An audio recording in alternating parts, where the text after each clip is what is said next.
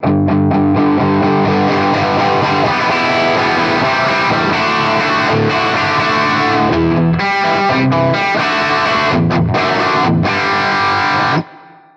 friends, it's Mike here at Guitar Tricks, back with another video in my series about dynamics.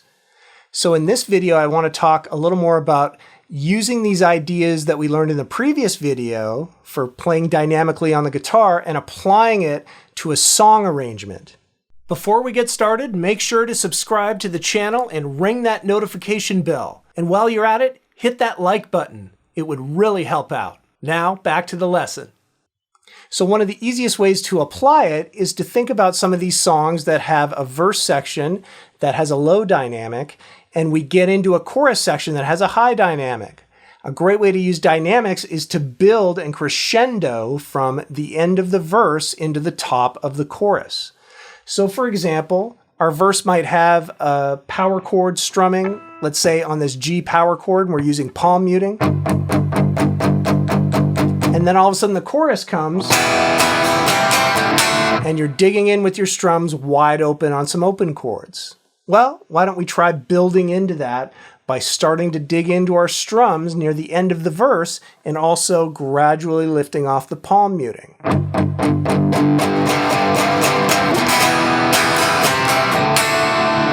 Okay, so this is a great way to add a little bit of texture into the song arrangement.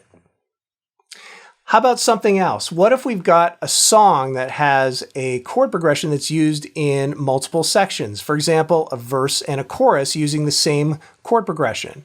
What are some things we can do to differentiate those sections and make them dynamically different? Well, if we have this chorus that's fully open chords and big strums, maybe we can use some choppier strums with some muting to give it a little more of a lower dynamic texture in the verse. Okay, I'm using a little bit of muting, using some chopping chords there to make this section sound a little bit different. Even if I clean up on my volume and use a cleaner sound in the verse, or better yet, instead of strums, why not use some arpeggiation?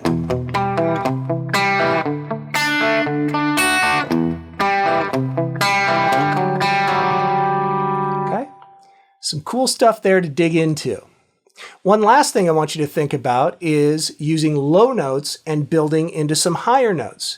We can even do this using a chord progression that's repeated and build it to a climax. Let's say I've got a G major to C major to D major chord progression. Now I can play different inversions of those chords and make my way all the way up the fretboard to end off those chords higher up. Might sound like this.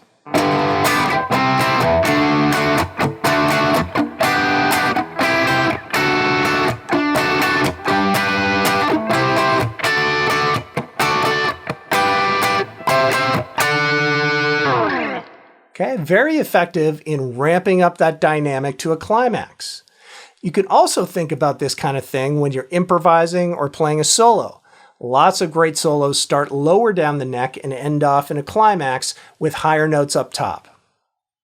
I hope you found some value in some of these ideas and approaches, and I hope you have fun trying to mess around with them a little bit.